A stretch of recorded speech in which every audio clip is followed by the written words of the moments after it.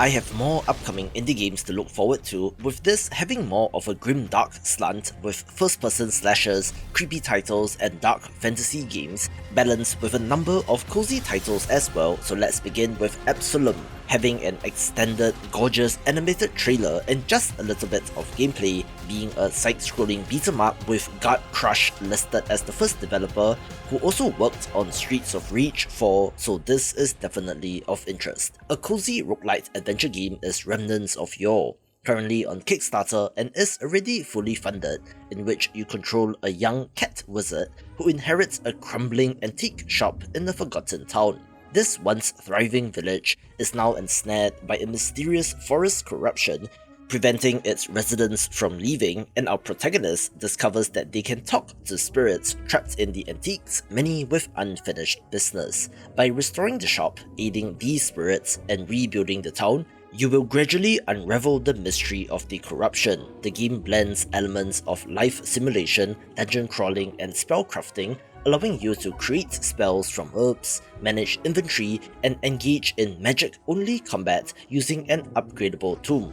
Each expedition into the ever-changing forest introduces new enemies, items, and zones, being inspired by Hades but with a shopkeeping twist, looking pretty good and should be on your radar. This video is brought to you by Gunbot Diplomacy, an arena-based action roguelite set in a post-apocalyptic wasteland where you need to survive relentless hordes of enemies ranging from slimes to mutants by customizing and using your Gunbot's powerful weapons to blast through enemies. This is all about build variety since there are 10 base Gunbots to select from, 20 core weapons with 25 plus types of augments and boosters to use on these weapons, with an interesting hexagon-based upgrade grid. Additionally, there are also 80 modules to equip, each providing powerful upgrades, and weapons can also evolve through combination, with the Steam page showing a shotgun plus unknown item, resulting in a jackpot shotgun as an example.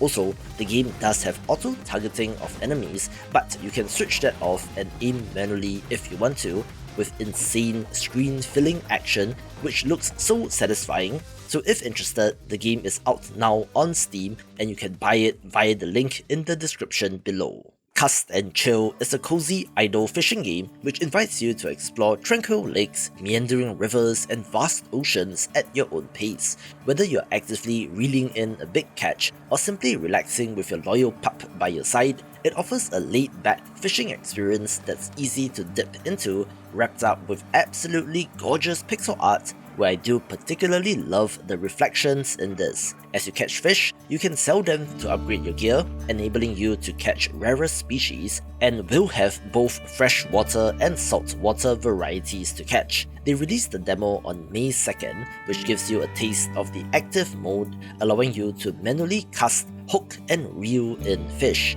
An idle mode, perfect for background play, is currently in development and will be included in a future update to the demo, with the full release targeted for June 2025, and really is very pretty. I'll get to the creepier titles later on, but for now, let's carry on down the cozy path with Dragon Song Tavern, Cozy and Adventurous. A little bit of a mouthful for a title, but I suppose they are trying to avoid giving off the impression that this is just a pure tavern management game.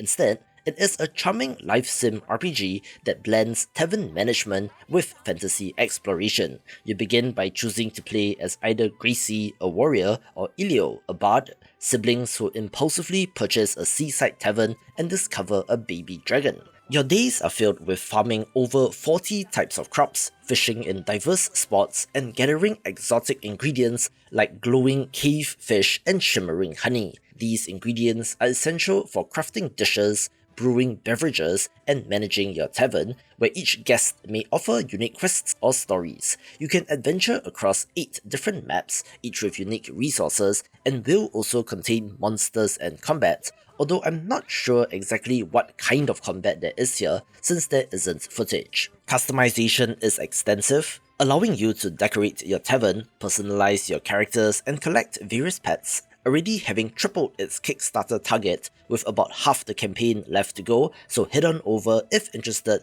to check out stretch goals and rewards. The beloved cozy board game Flamecraft is being adapted into a digital format for PC by developer Monster Couch, best known for their work on digital versions of Wingspan and Calico, which have been very well received. This digital edition will retain the charm of the physical version, featuring adorable artisan dragons and engaging resource management gameplay. You play as a Flame Keeper, having to assign dragons to shops to gather resources, which can later be used to cast enchantments to delight the townspeople. There are also fancy dragons which you can befriend, which offer powerful abilities, with the main goal being to gain the most reputation points to become master of Flamecraft. This supports 1 to 5 players, offering both single player and multiplayer modes, including online and local play, with randomization of dragons, shops and enchantments, resulting in replayability with some of the cutest dragon art and animations that I have come across. Another title currently on Kickstarter is Rolus in the Outskirts, a surreal top-down action-adventure game in which you play as the titular character, a down-on-his-luck drifter whose only goal is to score a $1 menu cheeseburger. While dumpster diving, a meteorite just so happens to crash into it, which is where things get weird fast. You see, what crash-landed from space is Chris, the crystal baby, being, as described, a baby trapped in a crystal with the ability to float and glow. So join Rolus and his newfound friend in their attempt to scrounge up enough change to buy that cheeseburger. Explore a crumbling town filled with gnomes, junkies, and talking ducks, engaging in real-time combat with your primary weapon being a pistol. Combat is chaotic and unforgiving since there are no health pickups, where instead you collect crystal shards which you can then use to heal or use as piercing ammo, forcing you to choose between survival and offense, with Chris being able to help in the healing as well. It also has a so-called self-press system, where every item in the game can be used in 2 ways. The regular button uses it as per normal, like the pistol which shoots at enemies, or throwing a beer bottle at them, while holding the trigger and pressing the same button makes Rolus use it on himself, shooting yourself for an instant game over in the case of the pistol, or drinking the beer in the case of the latter. The hand-drawn art style is reminiscent of early 2000s Flash animations, with some big-name animators and YouTubers being attached to this project, and draws inspiration from South Park, Mother 3, Lisa the Painful, Undertale, and more. As of recording, this has quite a ways to go on Kickstarter, but I hope it gets made since it looks cool, so if interested, head on over to check out pledge rewards. The developer of Little Mage reached out and I thought it looked cool, a very Hollow Knight inspired hand-drawn Metroidvania set in a fallen city where ancient magic lingers. As an Aether Mage, you awaken after the Fall, a catastrophic event that imprisoned 16 powerful mages, with the city now serving as their tomb/prison. In Metroidvania fashion, you are exploring and battling enemies, journeying through the crumbling architecture, mastering elemental spells like fire, earth, metal, and aether, and confronting formidable bosses. The game emphasizes precise platforming and strategic combat, rewarding exploration with hidden secrets and lore. You can level up and acquire diverse gear to tailor your playstyle, with some extra bells and whistles in the form of a card mini-game with thousands of drops to collect. Now, Hollow Knight-inspired titles might be a bit contentious, since I'm of the belief that you cannot patent an art style, and while similar, this is not as blatant a copy as some other games, with the magic aspect being different, so I'll give them the benefit of the doubt for now, and should be of interest to fans of the genre. We have back-to-back Metroidvanias here, this time looking at Voivod the Nuclear Warrior, where the developers created a surreal post-apocalyptic realm inspired by the Canadian heavy metal band of the same name. The story goes that the titular character is a warrior whose body mutates uncontrollably, leaving him headless, and is now being guided by his disembodied mind, something known as Nothing Face. As you traverse war-torn landscapes, battling biomechanical mutants and recover fragments of your lost consciousness to escape this cosmic nightmare. Combat is fast-paced and unforgiving, blending run-and-gun mechanics with exploration.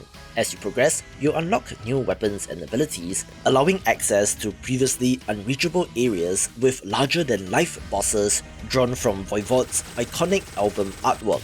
The game's pixel art visuals evoke the gritty aesthetics of 90s action platformers, while the soundtrack features reimagined Voivod tracks adapted to match the video game soundscape. This is from developer Chaos Monger Studio, whose previous Metroidvania was Clunky Hero, with this also already being fully funded on Kickstarter, but there's always stretch goals and rewards. Following the success of Aaron Shaw, these games with full MMORPG visuals have been getting my attention, another of which is Ardent Wilds. But instead of being an MMORPG-like, this is a crafting sandbox instead.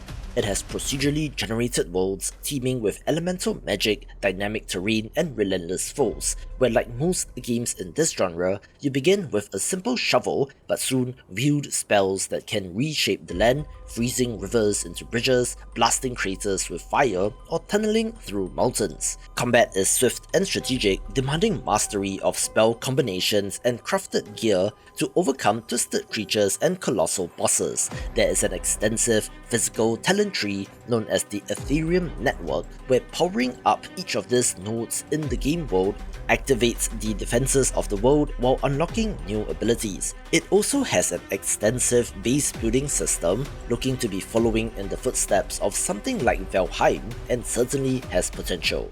The next entry in the co-op horror space is Scary Cargo, one that, of course, follows in the footsteps of games like Lethal Company, Content Warning, Repo, or even Phasmophobia, where your mission is to navigate through cursed, monster-infected zones in order to deliver your cargo. At first glance, the mission seems straightforward: deliver the cargo and stay alive, but in addition to the hyper-realistic graphics, it uses some tricks which might just make you shit your pants. For example, there are monsters which spawn in when you're not looking, essentially blindsiding you in a jump scare kind of manner. There are also monsters who attack the moment you make eye contact with it, or monstrous enemies that simply emerge and start chasing you down.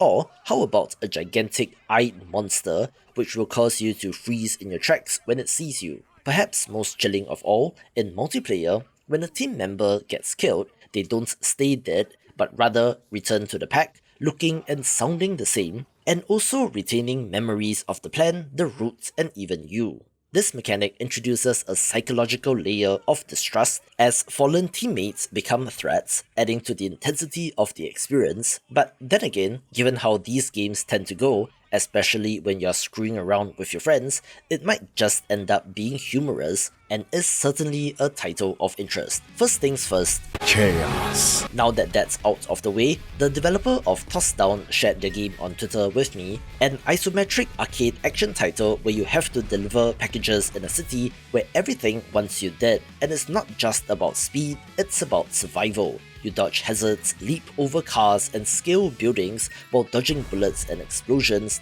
that come at you from all sides. You are not defenseless, with over 20 wild power-ups that let you blast enemies, defy gravity, or turn the mayhem to your advantage. Between runs, you choose from more than 50 perks to shape your playstyle, from speed boosts to combat modifiers, but nowhere does it mention that it is a roguelite. So I'm going with arcade action instead, with the developer describing this as a cross between Crazy Taxi and Jet Set Radio, and looks like fun. A sleek-looking noir stealth action game is The Shadow Syndicate, starring anthropomorphic animals, in which you play as Sam Marlowe, a retired soldier turned private detective navigating a stylized 1930s Brooklyn. This city teeters on the brink, with secret societies and occult forces threatening to consume it. As Marlowe, you investigate a city-wide conspiracy, utilizing stealth, tactical gunplay, and supernatural abilities granted by a cursed sacrifice ring. This ring allows for shadow teleportation, bullet time effects, and enemy executions, but at the cost of a growing curse, which might factor into the ending of the game. Its art is gorgeous, having richly detailed environments inspired by classic comic book art. It is not all moody detective action though, since there are side activities like playing darts, blackjack or bowling, offering a respite from the intense main storyline, but to what end I wonder, since it appears to be mission-based and possibly linear, with side missions to take on in between the main story beats, where stealth games are difficult to come by, so if you love them, certainly keep this on your radar. The next title from developer Red Black Spade, known for titles like Fearmonium and Cat Maze, is Fevercide, another haunting Metroidvania with horror influence. Set in an alternate history, 1930s Russian Empire, you play as Sandra, having to confront lingering shadows of her tormented past. Our heroine had a troubled childhood as she was haunted by spirits drawn to her father, but then her father mysteriously disappeared, which gave her 10 years of peace. However, a mysterious letter addressed to him shows up, along with a train ticket from a long-abandoned station, immediately causing the spirits to return, but now they are after Sandra instead, which forces her hand.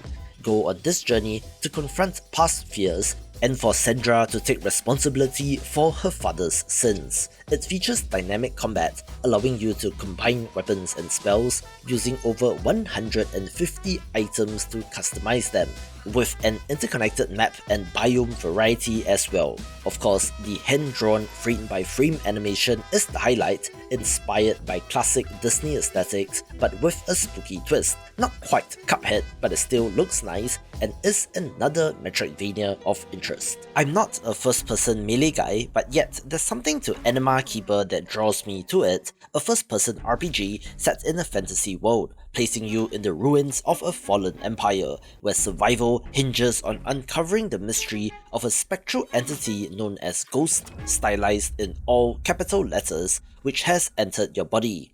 Time is your adversary, as the world is about to collapse, and each moment brings you closer to oblivion. Armed with melee weapons and customizable spells, you confront marauders, mutated beasts, and mystical anomalies. Combat is swift and unforgiving, demanding strategic use of your diverse arsenal to overcome relentless foes. Interestingly, the description does talk about hunters who fill their backpack with everything they can find, only to become over-encumbered and succumbing to their own greed when the collapse comes, so I'm not sure if this is some sort of single-player extraction title where you adventure out to fight and get loot, and then have to hightail it back to your home base before the collapse, but either way, it looks pretty awesome and should be of note. Speaking of extraction titles, Hell Express looks like a promising one of these, where you play as a member of the Hell Express, an armed delivery company operating between the living world and Limbo. This top-down isometric PvE extraction shooter offers a unique blend of heart-pounding combat, high-risk treasure hunts, and strategic resource management. As you traverse the treacherous landscapes of Limbo, you'll face different challenges, from hostile entities to environmental hazards. The game emphasizes teamwork, allowing 4 players to collaborate and complete dangerous deliveries while scavenging for valuable resources. You are choosing from predefined characters, but can customize your guns using scavenged resources to upgrade gear and vehicles as well.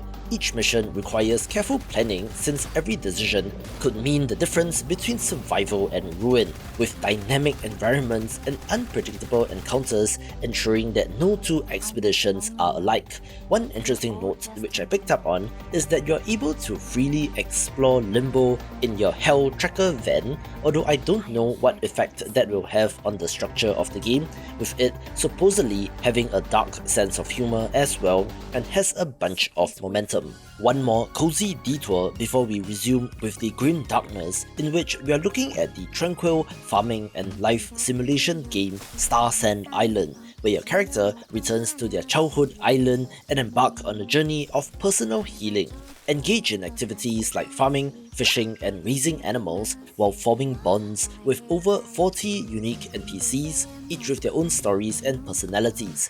This will have extensive customization options, allowing you to build and decorate your dream home, customize your character's appearance, and even reshape the island's terrain to your liking. Explore the island's mysteries from ancient ruins to hidden treasures and choose from various professions such as engineer, farmer, fishermen, and more, each with dedicated mentors to guide you. With features like giant crops that can be transformed into furniture, a golden poop fertilization system, and a variety of vehicles including skateboards and boats, it looks to provide quite the extensive life sim experience. Of course, this is much more my time at Portia rather than Stardew Valley, also having more of an overt anime inspiration in terms of art direction, really looking to have quite the amount of content, and unsurprisingly has a lot of wishlist momentum and easily blew past their Kickstarter target, looking like a no-brainer for fans of the genre.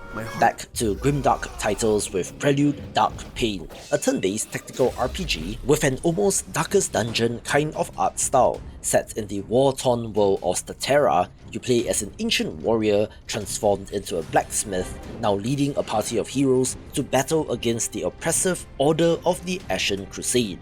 The story goes that this order rules with an iron fist praying to the Lord of Pain, which causes tears in the veil between worlds, enabling the creatures of pain to come through and attack the humans. Command a squad of up to 5 characters chosen from a cast of playable heroes, some of which you can miss, depending on the narrative choices you made. Combat unfolds on a grid-based battlefield, so positioning will be key, where flanking enemies can deal extra damage, but beware since foes can do the same to you. Beyond battles, there is a base to manage, where you can craft weapons and send heroes out on raids to rescue villagers or gather resources, although dispatched heroes will then become unavailable for your next mission, with the absolutely sick art style giving it an edge, leading to this easily crossing their Kickstarter target as well. A game which has gone viral a couple of times is Quite a Ride, a haunting first-person horror title that places you behind the handlebars of a bicycle trapped in a surreal, fog-drenched countryside where every pedal stroke on your bicycle keeps the encroaching horror at bay. This is a first-person title, so it feels like you are in said environment, with the constantly shifting landscape being filled with eerie secrets and lurking monsters. One key factor is your phone, which is seemingly haunted by an ominous silhouette serving as both a lifeline and a puzzle, providing cryptic messages that may guide you to safety, or this entity might just be lying to you and guiding you the wrong way. The phone's battery drains over time and recharges only as you ride, so managing battery level is critical, where you also need to consider the fact that stopping for too long might just result in something catching up to you. The recommendation is not to look back, and interestingly, the collective efforts of players can change the environment, unlocking new locations, hidden characters, and secret missions over time. The atmosphere draws from Stephen King's work and iconic horror films of the 80s and 90s, being superbly done, and comes to us from developer Goodwin Games, developer of the emotional exploration title Self-Loss, with this being similarly moody but leans much more in the horror direction.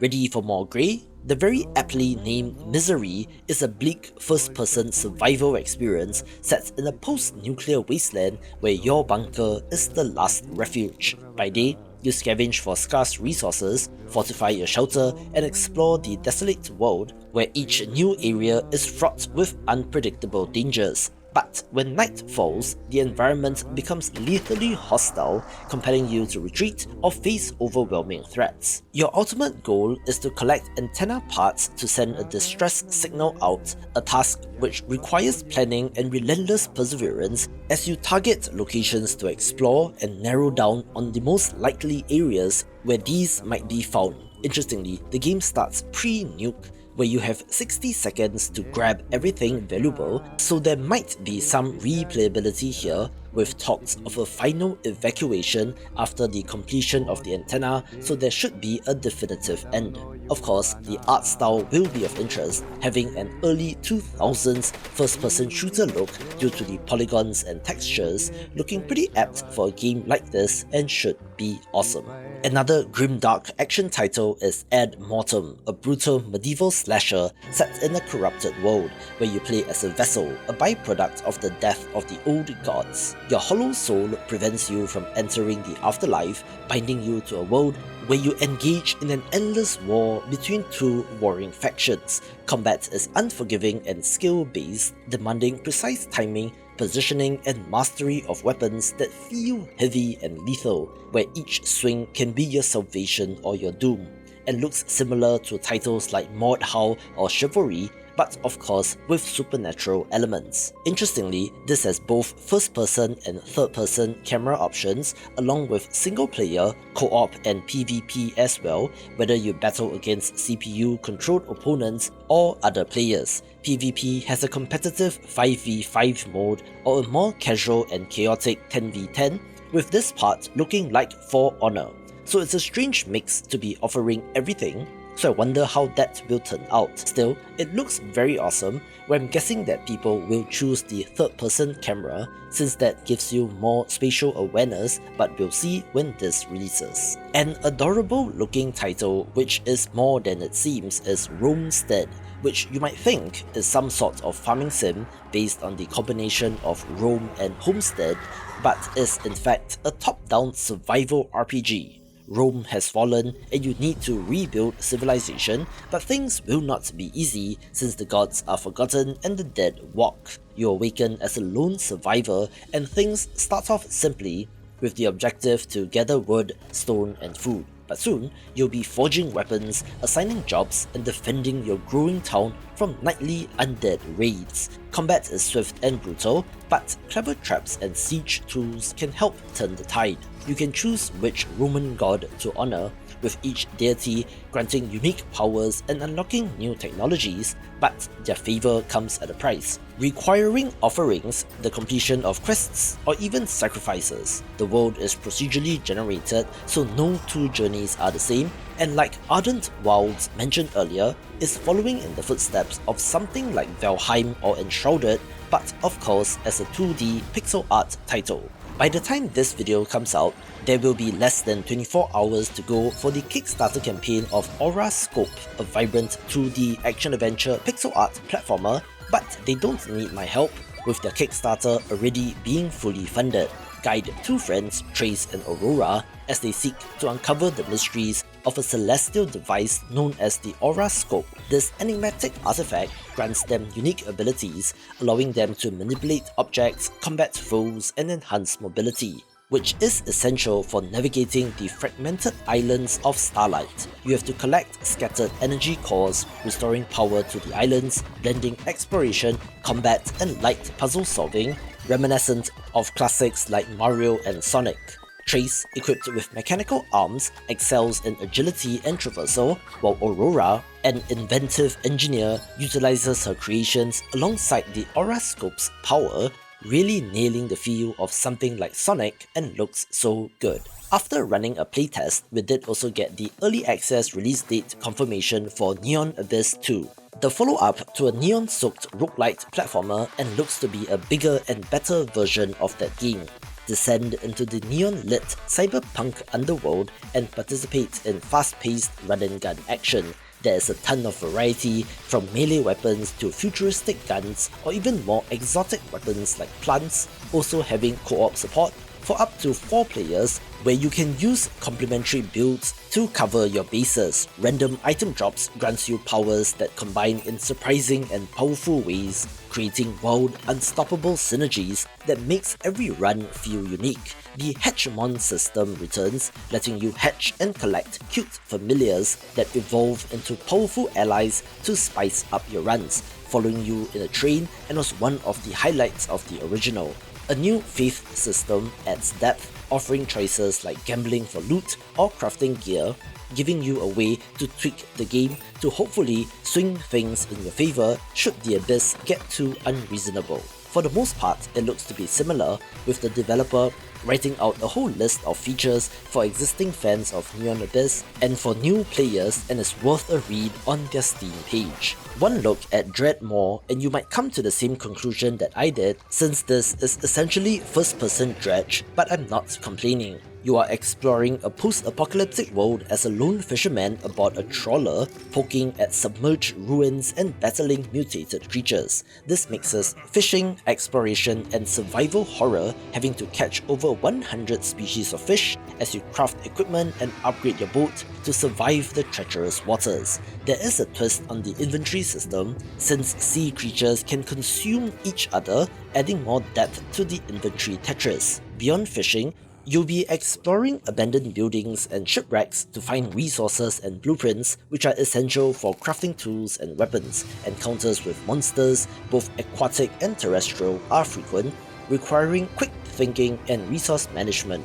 Radiation zones pose additional threats, necessitating the crafting of protective gear. There are some pretty creepy looking characters as well, twisted by what seems to be some sort of eldritch evil, and is an example of if it ain't broke, don't fix it, but try to make it your own. Another fully funded Kickstarter title is this cool PS2 era inspired 3D platformer named Gear Grit, where you play as a green-skinned goblin accused of crimes that she did and didn't commit. During her escape from prison, she overhears a terrible government secret which then puts the eye of Sauron upon her, becoming an enemy of the state, and tells the tale of what happens next, with this being about as classic 3D action platformer as it can get. Watch this video for more upcoming 3D platformers.